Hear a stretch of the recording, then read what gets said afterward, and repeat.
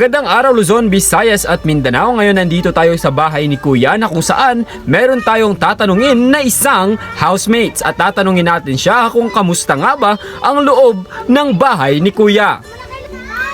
Hello sa inyo lahat po, nandito na ako sa TV. Sa wakas makikita na ang aking magandang mukha dito sa TV guys. So hello guys. Hello po. Ano pong inyong pangalan at taga saan po kayo? Hello po sa inyong lahat. Ako po pala si Manong Laha at syempre hindi ko po kinakaya na taga Negros Occidental. Ako Cabancalan City.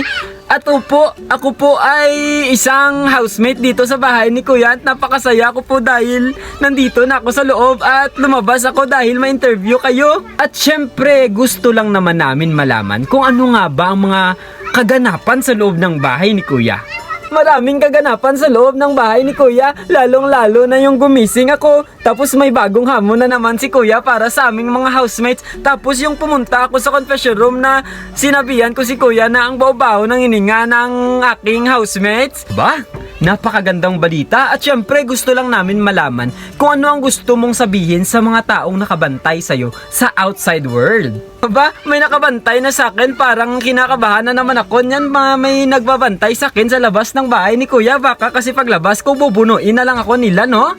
At syempre masasabi ko na lamang po sa mga taong nagbabantay sa akin dyan, magbantay lang po kayo dahil kapag ako yumaman, gagawin ko kayong gwardya.